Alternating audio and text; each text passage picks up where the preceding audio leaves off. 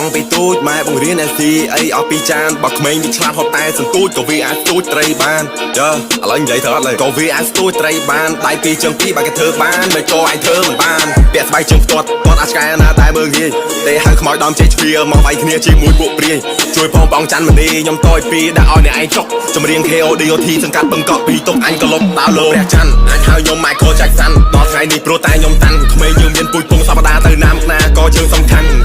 តែមិនទាន់បញ្ចប់ខំប្រឹងដល់ថ្ងៃគេកប់រឿងខ្មែរជាតិនៅបន្ទប់តែហប់តោះយើងបបអួយហើយជួតកញ្ចក់យូរវ័យ18ក្តីស្មៃនៅពេញខ្លួនហើយយកទឹកភ្នែកមកស្រោចតំណាំស្រោចផ្កាសួនចម្រៀងខ្ញុំគឺជាកាហ្វេខ្មៅនៅពេលព្រឹកខ្ញុំយកបេះដូងអ្នកយកមកស្ដាប់ហើយយកក្បាលយកមកគិត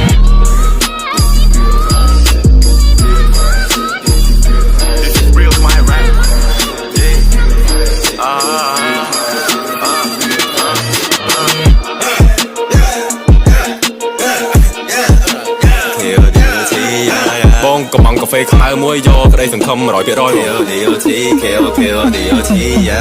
តួចំហបើសិនលូកត្រូវតែលូកអីកប់សម្រាប់ចិត្តថាធ្វើអីមួយត្រូវតែ10 លើ 10អ្នកមិនស៊ូជាមួយយើងត្រូវកាត់ចោលឲ្យអស់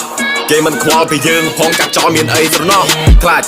ចគេអន់ចិត្តតែគេអត់ខ្លាចយើងអន់ចិត្តផងថ្ងៃដែលមានងងឹតមានអ្នកណាចង់ឈរចិត្តយើងផងពេលបើកមាត់និយាយសូមមេត្តាឆ្លងកាត់ឡាតែសាភ័ក្របើជើងគេដើរមើលចង់ដឹងដើរបានប៉ុន្មានម៉ែត្រទោះបីពេលនេះពួកយើងមិនទាន់ហែលដល់ត្រូវរាល់ថ្ងៃមិនទាន់មានអីផងពេលចូលដេកឲ្យចេះខ្មាស់ខ្នើយដំណើរជីវិតកំសត់តែពួកយើងមិនកំសាកឡើយអញ្ញាកដាថែម4នាទីឬ5នាទីត្រូវលេងបងហើយបើដើរត្រូវគឺយើងជោគជ័យបើបរាជ័យត្រូវដើរម្ដងទៀតគ្រាប់ពេជ្រវាមានតម្លៃព្រោះគ្រាប់ពេជ្រដោះដោយសារសម្ពាធឆ្លៀតដើម្បីគ្រួសារឆ្លៀតដើម្បីមហិច្ឆតាសូមចាំនៅក្នុងសៀតកម្មមនុស្សស្រឡាញ់យើងគឺសំខាន់ណាស់លុយគឺមិនអាចទិញភាពស្មោះត្រង់បើនោះស្រីស្រឡាញ់យើងពិតមិនខ្វល់ជិះឡានឬជិះកង់ហើយមនុស្សប្រុសដែលចេះតស៊ូនឹងលើកមុខមាត់នៃស្ត្រីដែលនៅជាមួយយើងយូរនឹងលើកមុខមាត់របស់ប្តី Let's go